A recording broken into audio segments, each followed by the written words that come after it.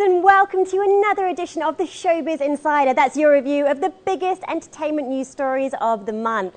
I'm your host, Zoe Richards, and today we come from the fabulous Cash Club Dubai. Now, coming up on this month's show is your red carpet roundup. We have the new Arabian fashion pack, plus we're going to take a look at the musical maestros who have been rocking the Emirates. But first, it's time for a little bit of Hollywood gossip and celebrity news straight from the Cannes Film Fest.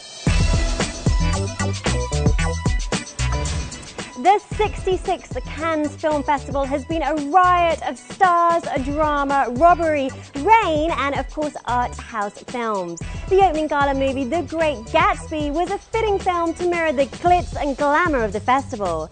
Adapted from Fitzgerald's Long Island set novel, Leonardo DiCaprio and Carey Mulligan lit up the big screen and, of course, the red carpet. Steven Spielberg helmed the festival as jury president, with Nicole Kidman, Anne Lee and Christoph Waltz in tow to select the winner of the coveted Palme d'Or. And the drama wasn't just in competition or on screen. During the premiere of Sofia Coppola's The Bling Ring, an actual jewelry heist hit Cannes, with Chopard jewels worth more than $1 million snatched from a hotel room. Ironically, the film is based on the true story of LA teenagers who stole luxury goods from the houses of the rich and famous. Missing a few diamonds or not, the standouts on the Riviera red carpet included Eva Longoria in Zahir Murad and Carey Mulligan and Jennifer Lawrence, both stunning in Dior gowns. And in the spirit of the Cannes Film Festival, we caught up with a few mega movie stars ourselves to discuss the actual process of creating a film and making a character, aka Crixus from Spartacus and Azog in The Hobbit. Here's our exclusive interview with Manu Bennett. I went through the same process that Andy Serkis went through with Gollum. And so, you know, I had to wear one of those tight bodysuits and look like a complete idiot with balls all over me and a helmet on with a camera pointing at my face. And, you know, I didn't look anything like Azog and I didn't feel anything like Azog. Sometimes you can put a costume on and you can feel like the character. Well, I put this costume on and I felt completely the opposite. I felt little and small and tight and balls all over my face. And I mean, when I was filming riding the Wag, you know, the wolf that Azog rides in The Hobbit, I was on top of this green screen pommel horse that they use in gymnasiums, like a pommel horse. So there was no animal underneath me at all. There was nothing. And I was in a room with none of the actors. I mean, all of that shooting had been done. So Peter was saying to me, listen, Gandalf and all the dwarves are up this tree, the final scene of the first movie, and they're going to start throwing flaming cones down at your wolves. And the guys, two stunt guys, were moving this thing that I was sitting on around, and I said to Peter, I said, Pete, do I have a relationship with this animal that I'm sitting, this animal that's not here, but this thing that I'm sitting on? And he walked out and he said, what? And I said, well, can I have a relationship with my Wag? And in the middle of everything that he was rushing to try to achieve with the character of Azog, I was still trying to find ways of defining the character of Azog so that he wasn't just, Arr!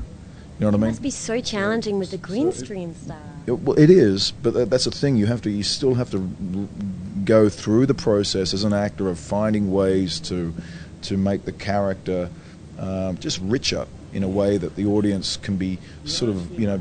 I mean, if a character just roars, then there's no dynamic in the emotional curve that the audience will go through.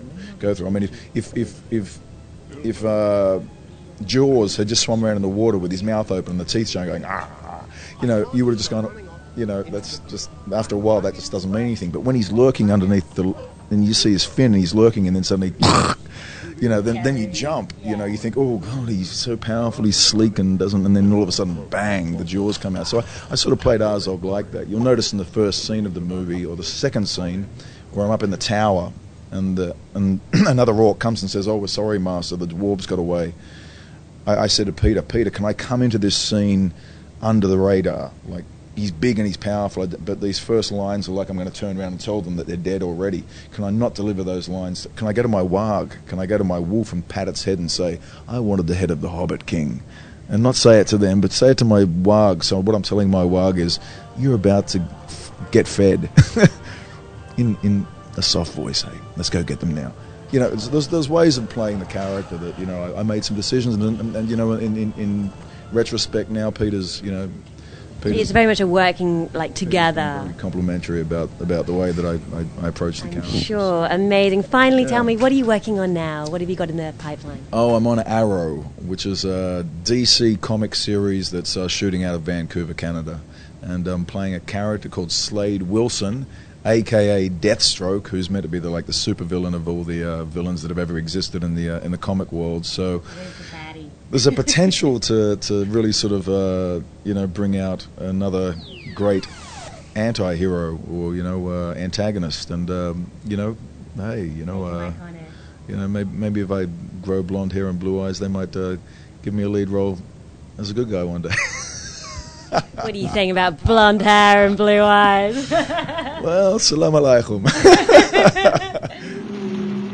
From Hollywood stars to breakout Bollywood actors, we love to support homegrown talent. And local boy Tahaa Shah is making his mark on the Indian movie capital.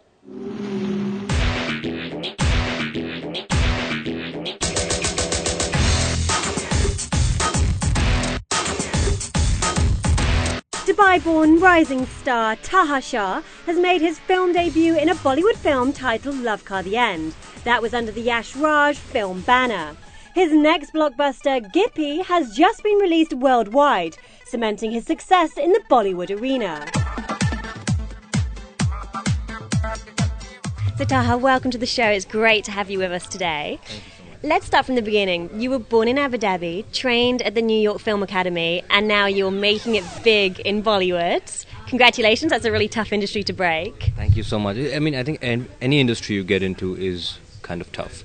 It's just, it's a mindset of how you take it. Because when I was over here and before going into Bollywood, all I knew in Dubai was about 5 big corporate houses, which was Yash Raj, Dharma, UTV, Reliance, Red Chilies. So I was a little ignorant, if you might say. Now going into Bombay, then I started figuring out that there's like 1,000 other production houses, right? But since I was so limited, I think my goals was to reach the best, and luckily I just kind of found them. Now tell me, obviously your heritage has been a big influence in you going into Bollywood, but was there a moment when you thought, you know what, I should be breaking LA, I should be going to London? I do think that. Actually, when I finished New York Film Academy, I was heading off to LA, and my dad just randomly gave me a call. And he's like, look, you did New York Film Academy, you've understood the kind of teachings that they teach you on the western side of it. Now go into Mumbai and figure out how they teach you over there, right? And in the end of the day, you're still Indian, right? To figure out the industry over there. I said, all right. So I was only going to go there for 2 days. It's just that those days never came to an end. Amazing. Well, obviously in the right place at the right time. Let's talk a little bit about Gippy. This is the new film. When's it being released? It's releasing on May 10th. And it's a film by Dharma Production. It's a story about a young 15-year-old girl who is on the heavier side, a bit chubby. And I play a guy called Arjun. And I play the dream boy in the film, as put to me by the director.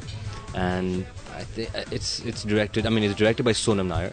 It's her first time direction, but she's been selected by the one and only Karan Johar, who is, I think, a mentor to every newcomer in the city of Bollywood, Bombay, right? And without his expertise, without his guidance, I think nothing would be possible.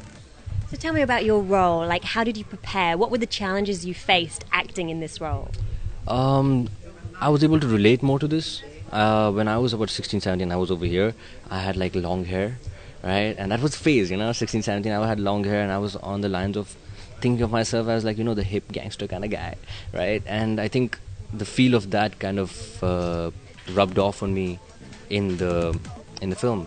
His name is Arjun. He's a very carefree kind of person. He's very relaxed. He's a heavy smoker, right? And he failed about 1-2 times. I could relate to that because in grade 4 I had to go down to grade 3, and nobody knew that about me right now. Only you do. It's not such a bad thing. Going back and retraining and restudying, it's a good thing. Yeah, it is. This prepare for this role. I think it was more the director. She was so easy to work with, and she just guided me through the whole way. It was so easy, such a breeze, and I was just playing a cool stud, I mean, how easy it is to play a cool stud. Well, it's easy if you are a cool stud, to play a cool stud. See, now you're talking. So that was both Hollywood and Bollywood right here in Dubai. Join us after the break for the Arabian fashion stars who are causing a bit of a fashion frenzy.